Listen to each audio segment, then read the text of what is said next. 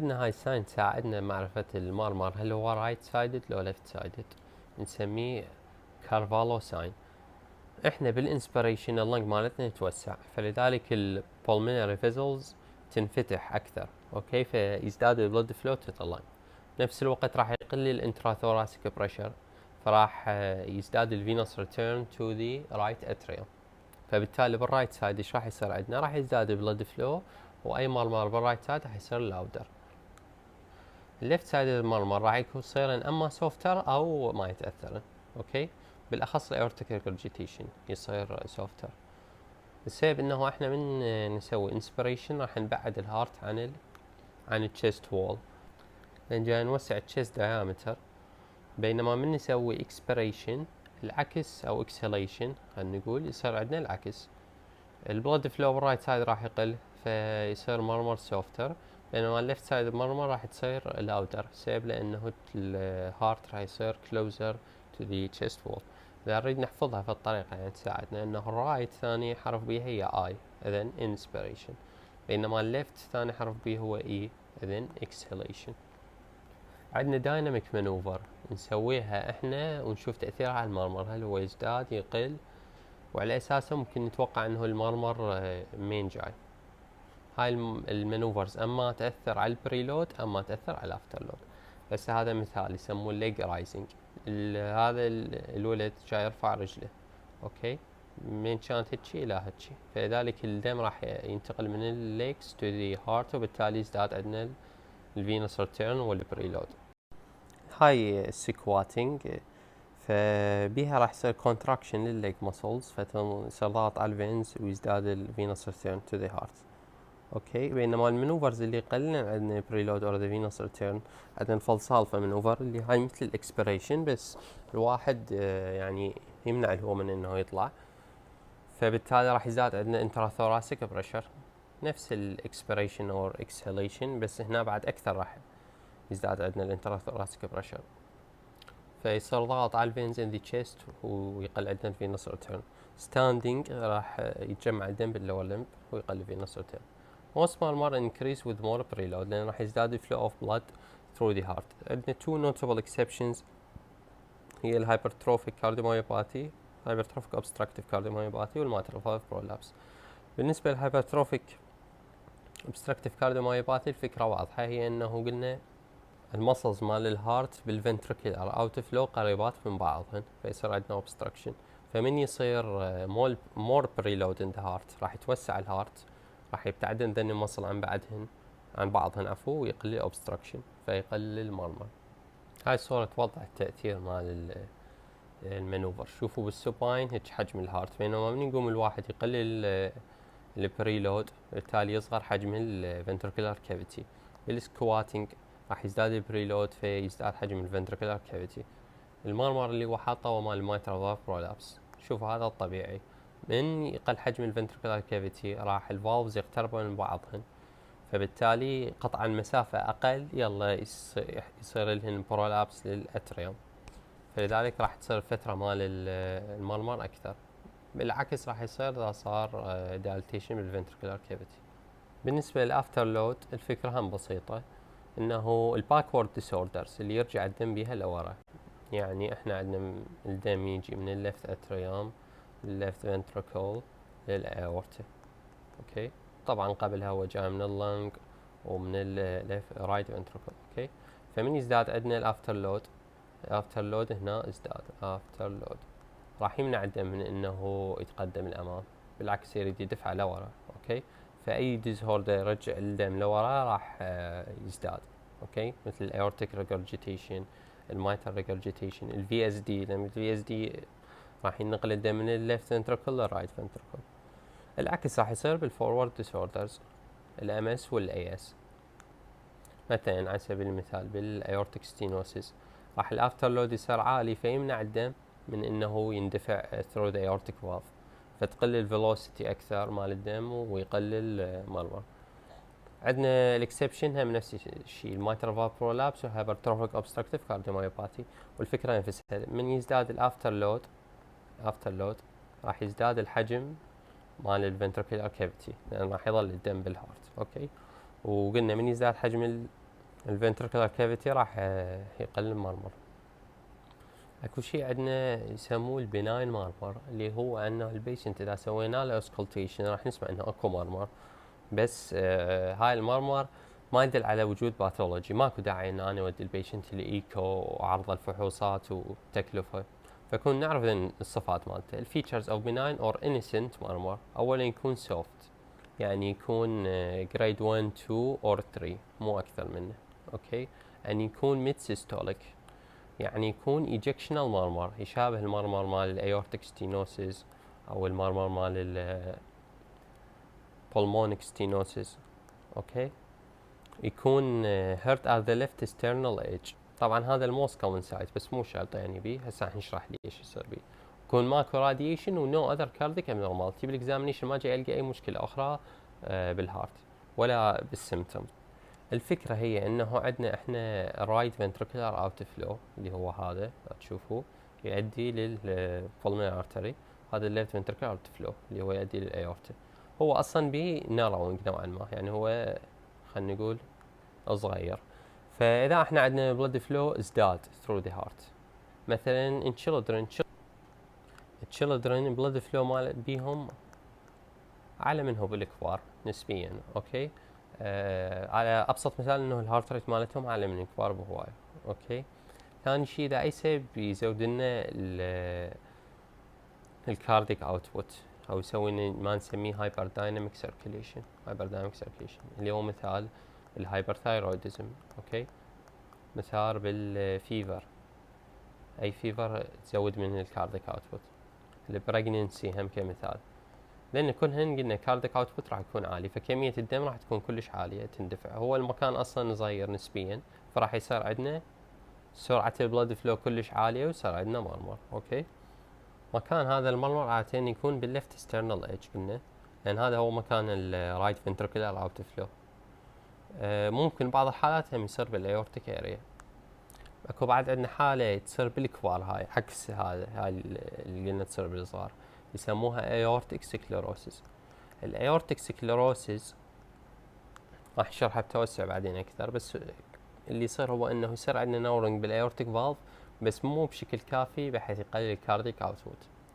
اذا احنا ما نقدر نسميه ايورتيك ستينوسيس، بس هو اكو ناروينج، فراح يصير عندنا تربلنس بالبلد فلو، فراح نسمع ايجكشنال سيستوليك مرمر بالايورتيك اريا ايضا in the elderly. بعد ما خلصنا المرمر خلينا نحكي على الهارت ساوند على مود نخلص الكارديك اوسكلتيشن، لان ذني هن اصلا يعني يساعدنا بكل الكارديك ديزيز. فالنورمال هارت ساوند عندنا اس 1 واس 2 بس، اللي احنا نسمعه لاب داب لاب داب. اوكي. الاس 1 جاي من كلوجر اوف ذا mitral and tricuspid valve، بينما الاس 2 جاي من كلوجر اوف ذا aortic and pulmonary valve. من ينسد الفالف يطلع عندنا الصوت. اوكي. فبتوين اس 1 and اس 2 قلنا حصير عندنا السيستولي اللي هو فترته اقصر. ورا الاس 2 حصير عندنا الدايستولي اللي هو فترته اطول.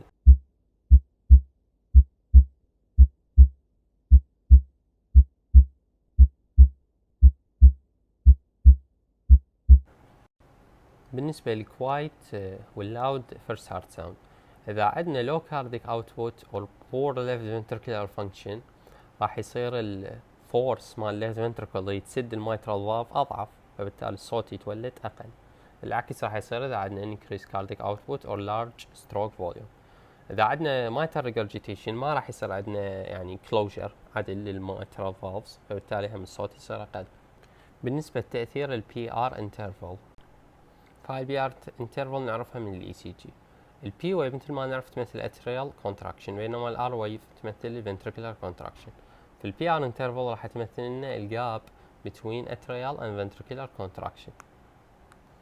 احنا مثل ما ندري اتريال كونتراكشن يصير بنهايه الدايستولي، وبالتالي راح يفتح الفالفات عن بعضهم، الليفلتس عفوا مال الميترال فالف عن بعضهم، بينما الفنتريكولار كونتراكشن هو اللي يسد لنا الفالف ليفلتس ويولد لنا الاس 1.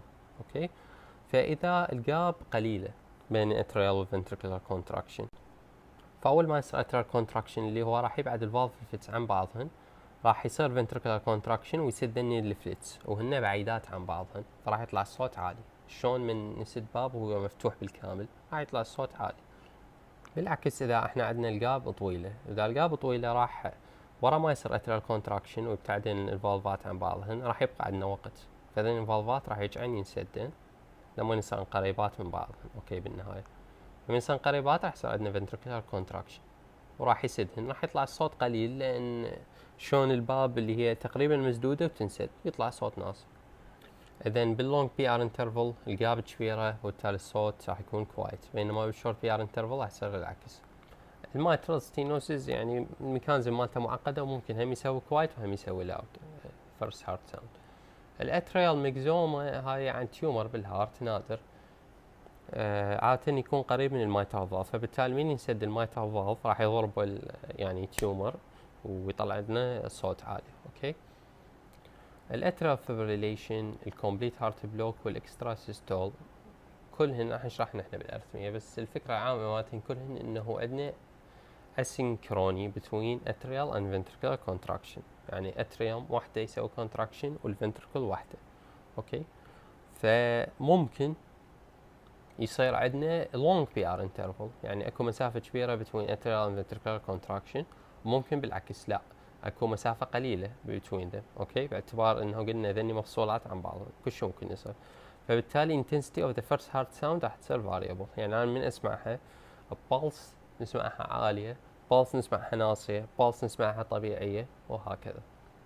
بالنسبه للسكند هارت ساوند راح يكون كوايت بحالة اللو كارديك اوتبوت. السبب ليش؟ لأنه راح يكون الايورتيك سيستوليك بريشر راح يكون قليل. هسه هذا الضغط بالايورتا بالسيستولي راح يكون قليل.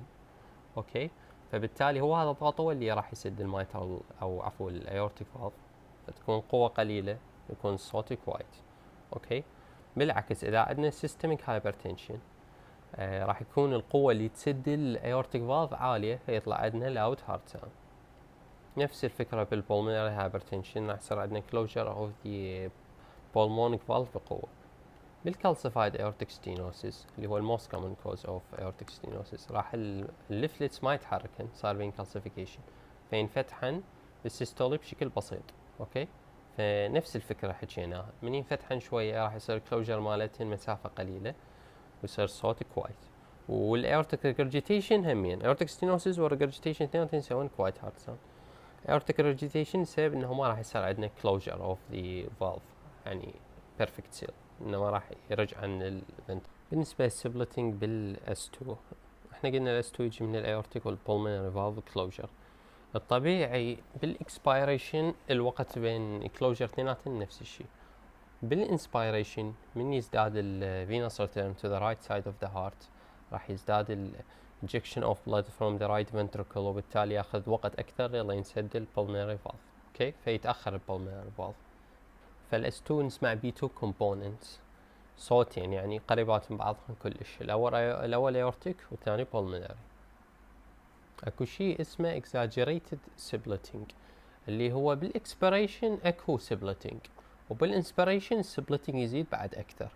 اذن الجاي يصير جاي اكو فد شيء ياخر الرايت سايد اوف ذا هارت ويأخر بالتالي يأخر كلوجر اوف ذا pulmonary valve. مثلا رايت بندل برانش بلوك، هاي بندل برانش وين ينقل يعني النيرف امبولس تو ذا رايت فنتركل اند ليفت فنتركل. فاذا عندنا رايت بندل برانش بلوك راح يتاخر الرايت فنتركل بالتالي يتاخر البولمونري فالف. كذلك اذا عندنا pulmonary hypertension يعني ضغط عالي فيحتاج وقت هوايه الرايت فنتركل يلا يسوي اجكشن بلد. اكو شيء اسمه ريفيرس سبلتنج اللي هو بالاكسبيريشن انا عندي سبلتنج، بالانسبيريشن ماكو سبلتنج يعني بالمقلوب صايره، هذاك يسموه ريفيرس سبلتنج. اوكي هذا يمتى يصير؟ من عندنا فد ديزيز ياخر الليفت سايد اوف ذا هارت، مثلا ليفت باندل برانش بلوك، مثلا ايورتيك ستينوسيس، مثلا سيستميك هايبرتنشن، مثلا اكيوت ليفت فنتركيولار انفاركشن وغيرها. ذن ايش راح يسوون؟ احنا بالاكسبيريشن المفروض الايورتيك والبولمونري فالف ينسدوا بنفس الوقت، يعني راح ياخر الايورتيك فالف فيصير الايورتيك كومبوننت صايره ورا البولمونري. اوكي من ناخذ انسبيريشن راح يتاخر البولمونري ايضا فيصيرن تقريبا يعني بنفس الوقت يصيرن. اوكي بعد عندنا اخير شيء اللي هو يسموه فيكس سبلتنج اللي هو بالانسبيريشن والاكسبيريشن نفس الشيء يصير، بس هاي بحاله الاتريال سيبتال ديفكت. بالاتريال سيبتال ديفكت الدم على طول ينقل من الليفت فنتركل للرايت فنتركل، لذلك البولمونري كومبوننت يتاخر، فحتى بالاكسبيريشن راح يصير عندنا سبلتنج. بالانسبيريشن من يزداد الفينس ريتيرن تو ذا هارت راح يزداد البريشر بالرايت side of the heart، فبالتالي راح يقل shunting of blood from the left atrium to the right atrium، وكأنه يعني ما يصير عندنا فرق بكمية blood in the right atrium، ويظل عندنا splitting نفس الشيء.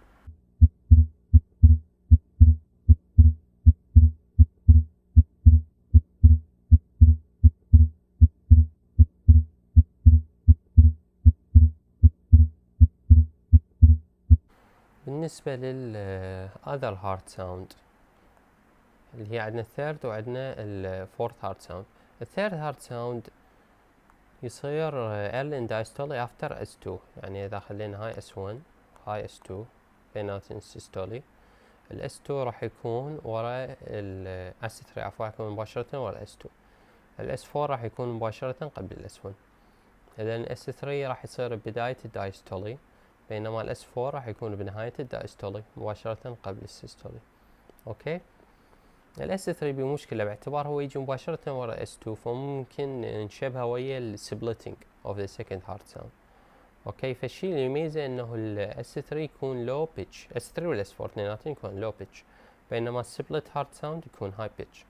اوكي، والشيء الثاني بعد يساعدنا اكثر انه الدايفرام التقط الهاي بيتش ساوند، لذلك بالدايفرام راح ال S3 يختفي بينما السبلتنج يظل موجود. هسه خلينا نشوف ليش يصير S3 وال S4.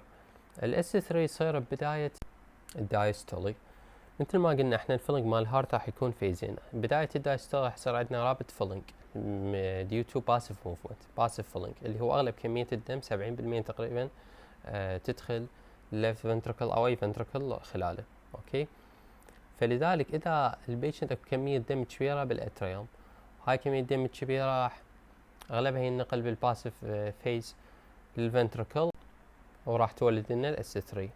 اذا from ventricular wall due to abrupt cessation of rapid filling، راح يصير عندنا rapid filling due to large amount of blood.